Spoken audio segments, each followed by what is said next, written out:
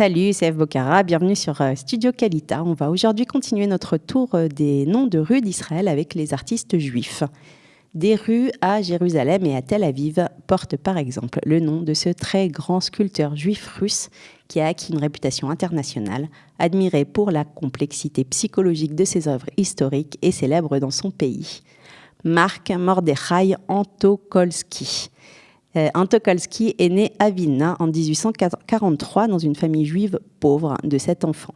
C'est parce qu'il travaille comme apprenti chez un graveur sur bois que ses talents de sculpteur sont découverts et qu'à 19 ans, il est admis à l'Académie impériale des beaux-arts de Saint-Pétersbourg. 2 ans plus tard, en 1864, il remporte la grande médaille d'argent pour son œuvre « Le tailleur juif ». Antokolski avait reçu dès l'enfance une éducation juive traditionnelle et l'ensemble de ses premières œuvres sont inspirées de son judaïsme, en particulier la discussion talmudique et l'inquisition contre les juifs. De 1868 à 1870, Marc Antokolski séjourne à Berlin.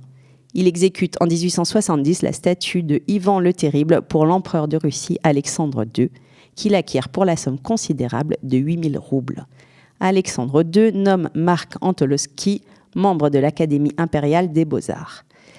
Le sculpteur croit que la sculpture est un idéal social et humain et en quelque sorte universel. Aussi, lorsqu'il atteint la trentaine, il cesse de traiter de sujets juifs dans ses sculptures. Echad Ha'am, ce membre actif des Rochevetzion, va d'ailleurs le lui reprocher amèrement. Mais cela n'empêchera pas Antokolski de continuer à sculpter. Et ces statues d'Ivan le Terrible, faites en 70, donc de Pierre le Grand et de Jésus enchaîné, vont lui valoir une célébrité incroyable de son vivant. Antokolski devient le sculpteur officiel de la famille de l'empereur. Et afin d'améliorer son faible état de santé, il va partir en Italie en 1871. Et c'est à Rome qu'il va achever la statue de Pierre le Grand et qui va réaliser des copies.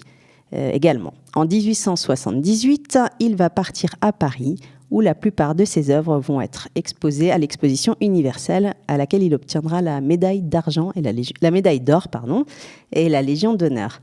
Sa gloire atteint à ce moment-là le sommet. En 1880, une exposition personnelle de l'artiste est organisée à Saint-Pétersbourg et on lui attribue le titre de professeur. Mais les mouvements antisémites en Russie, qui aboutiront au pogrom de 1881-1882, le prennent pour cible. On reproche à ce juif de représenter des héros de l'histoire russe ainsi que des sujets chrétiens et de ne pas se contenter de ce à quoi il devrait être relégué. On dit aussi qu'il n'a pas de talent et qu'il n'a réussi que grâce à l'influence de certains juifs riches. Les stéréotypes ont la vie dure. Antokolski, ulcéré par cette campagne de dénigrement, décide de partir s'installer à Paris, où il restera jusqu'à la fin de sa trop courte vie. Il meurt à 59 ans. Alors d'autres artistes que lui ont aussi donné leur nom à des rues en Israël, essentiellement à Tel Aviv. On pense à Modigliani, né en 1884 en Italie dans une famille toscane d'origine juive séfarade, à Chaim Soutine, autre immense artiste juif né dans un petit village de Lituanie en 1893, qui va d'ailleurs partager la chambre de Modigliani à Paris, dans le quartier de Montmartre, et qui va mourir caché pendant l'occupation en 1943. Alors on pourrait passer des heures sur ces peintres, et peut-être on aura-t-on l'occasion une autre fois. Mais on va citer tout de même Joseph Israël, dont l'une des toiles les plus connues s'appelle « Le fils d'un peuple ancien ». Samuel Hirschberg et Ephraim Moshe Lilien sont eux aussi célébrés à Tel Aviv et à Jérusalem, et ils ont donné leur nom à des rues. Alors, Ephraim Moshe Lilien est notamment célèbre pour être l'auteur du portrait de Théodore Herzl, appuyé sur la balustrade du plomb surplombant le Rhin à Bâle.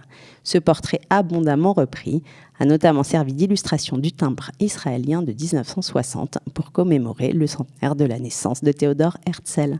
Merci.